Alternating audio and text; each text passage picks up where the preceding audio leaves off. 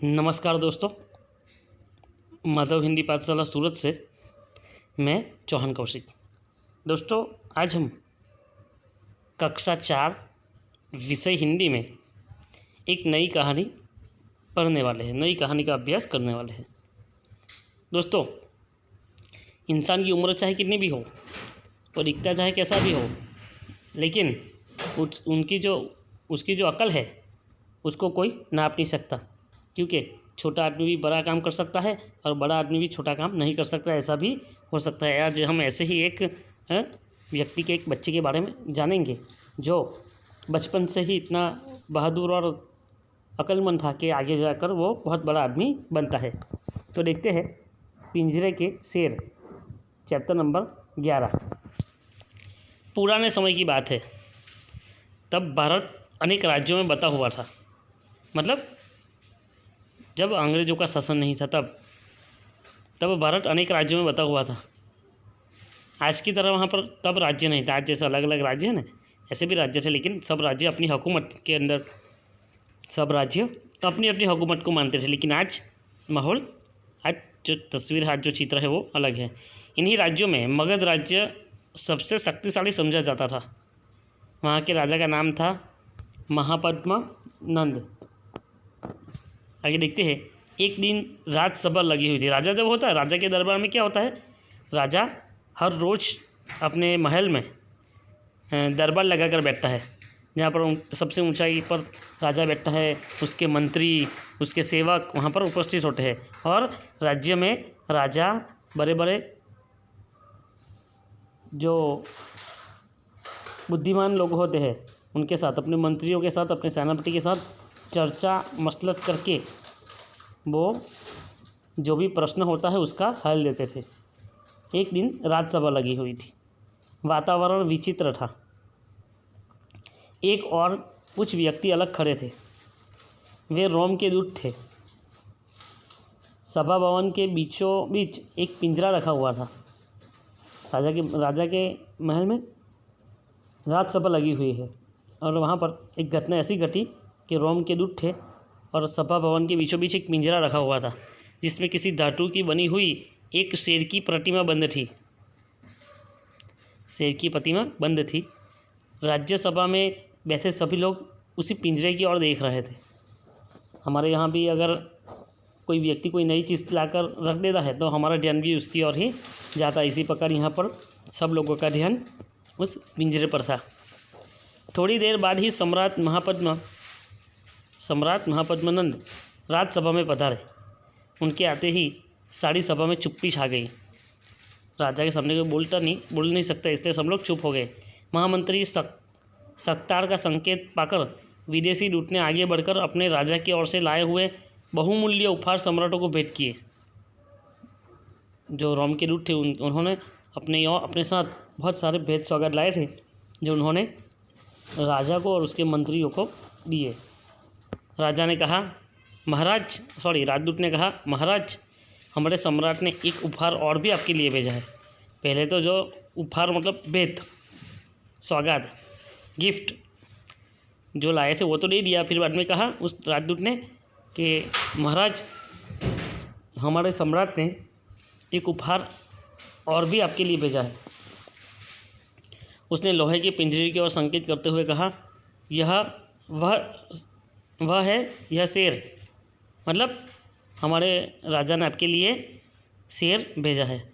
हमने इस शेर को बंदी तो बना लिया है, परंतु कुछ बंधनों के कारण हम न पिंजरा खोल सकते हैं, न ही काट सकते हैं।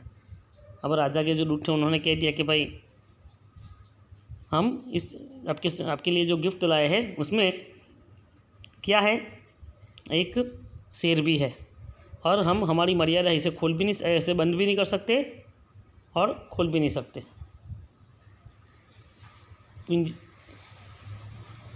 पिंजरे को खोले या तोड़े बगैर ही शेर को पिंजरे से बाहर निकालना है। ऐसा तो मगध के सम्राट के प्रताप से ही संभव है। उस आने वाले व्यक्ति ने कहा कि इस पिंजरे में एक शेर बैठा हुआ है, उसे दरवाज़ा खोले बिना आपको बाहर निकालना है, और ऐसा तो महाराज आप ही कर सकते हैं। यह सुनते ही सम्राट ने मुस्कुराकर पहले पिंजरे की ओर देखा और फिर महामंत्री की ओर, क्योंकि राजा महामंत्रियों के साथ चर्चा मसलत करके हर समस्या का समाधान ढूंढता है। इसलिए सम्राट का संकेत पाकर महामंत्री ने राज्यसभा में घोषणा की, सभा में बैठे सभी व्यक्ति इस पिंजरे को देखें और बिना पिंजरा खोले या तोड़े शेर को बाहर निकाले। राजा के मंत्री ने ऐसी घोषणा की कि सभा में जो भी व्यक्ति उपस्थित है वो इस पिंजरे को देखे और बिना खोले या तोड़े शेर को बाहर निकालना है। तो कैसे निकाले? क्योंकि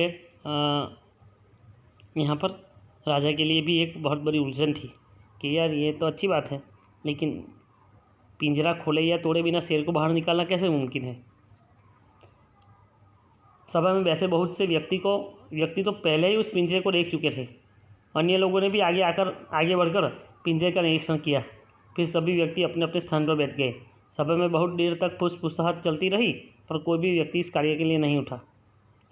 राजा के मंत्री ने तो घोषणा कर दी है कि कोई भी व्यक्ति ऐसा आए जिसको ऐसा लगता है कि मैं इस पिंजरे को तोड़े या खोले बिना इस शेर को बाहर निकाल सकता हूँ, तो वो व्यक्ति आए और अपनी ओर से प्रयत्न करे। शेर को कौन बाहर निकाल सकता है? सहसा सम्राट ने गुस्से में कहा। सभा में फिर कुछ हलचल हुई। सभी लोग एक दूसरे की ओर देख रहे थे। सभी की आंखें लज्जा के कारण झुकी हुई थी। सम्राट फिर गरज उठे, मगध की बुद्धि को क्या हो गया? महापद्मानंद की राज्यसभा में क्या ऐसे एक भी ज्ञानी नहीं है जो इस शेर को बाहर निकाल सके? राजा बहुत गुस्से में आ गए और कहने लगे कि क्या मेरे दरबार में कोई ऐसा बुद्धिशाली व्यक्ति नहीं है जो इस शेर को बिना खोले या तोड़े पिंजरे में से बाहर निकाल सके? तब देखते हैं, सम्राट की जय हो, सम्राट की जय हो। सम्राट और राज्यसभा में बैठे सभी व्यक्तियों की दृष्टि सम्राट की जय बोलने वाले 15-16 वर्ष के किशोर पर टिक गई। अब हुआ ये है कि एक 15-16 साल का लड़का जोर जोर से सम्राट की जय हो, सम्राट की जय हो बोलता हुआ राजमहल में, जहाँ पर राज्यसभा लगी हुई थी, वहाँ पर प्रवेश करता है।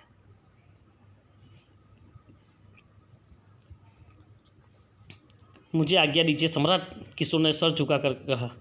आज्ञा है, परंतु यदि तुम असफल रहे तो तुम्हें मृत्युदंड दे दिया जाएगा, सम्राट ने घोषणा की। सम्राट ने क्या घोषणा की? पहले ये घोषणा की कि कोई बुद्धिशाली नहीं है जो इस पिंजरे को खोले या तोड़े बिना शेर को बाहर निकाल सके।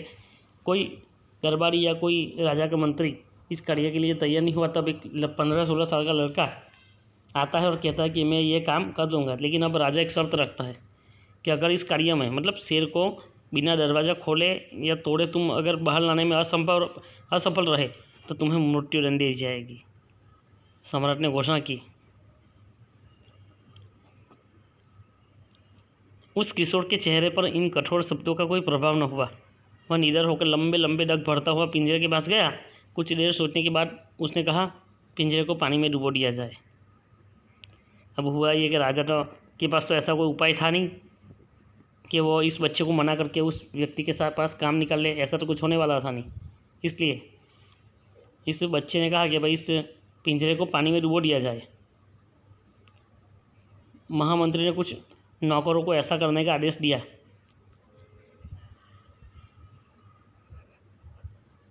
पिंजरे को पानी के बड़े टब में डुबो दिया गया। किशोर के कहने पर पिंजरे को फिर पानी से बाहर निकाल लिया गया। सभी लोग एक तक उस किशोर की ओर देख रहे थे, किंतु वह किशोर बड़े ध्यान से उस पिंजरे में बंदी शेर को देख रहा था। उसकी निर्भीक दृष्टि से में धीरे धीरे विश्वास की चमक आई। उसने सहसा आज्ञा दी, इस पिंजरे के चारों ओर आग जलाने का प्रबंध किया जाए। पहले क्या कहा था उस लड़के ने? पानी में डुबो देने का। फिर बाद में क्या कहा? उसकी चारों ओर आग लगा दो। किशोर की आज्ञा पाते ही नौकरों ने पिंजरे की चारों ओर आग लगा दी। सभा में सन्नाटा छा गया। सभा में सन्नाटा छा गया। सभी की सांसें रुक सी गई। हर व्यक्ति एक तक पिंजरे की ओर देख रहा था। किशोर भी अपलक दृष्टि से उस शेर को घूर रहा था। सहसा उसने देखा, शेर की मूर्ति के माथे पर धीरे धीरे गीली सी चमक उठी। ऊपरी ओर देखते ही देखते पिघली हुई चांदी की सी बूंदें धरती पर आ गिरी। क्या हुआ? अब ये जो 15-16 साल का लड़का था जिसने इस शेर को पिंजरे से बाहर निकालने का चैलेंज लिया था, वो क्या करता है?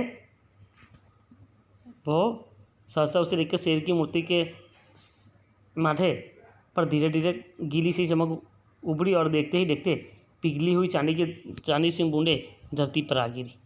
जैसे ही उस शेर के पिंजरे में आग लगाई गई तो वो उसका जो भाग पीला भाग था, जो पीला सोना जैसा था, वो धरती पर गिर गया। किशोर ने मुस्कुराते हुए कहा, वह देखिए महामंत्री। महामंत्री ने भी उस और ध्यान से देखा। अब उसकी समझ में सब कुछ आ गया। वह समझ गए शेर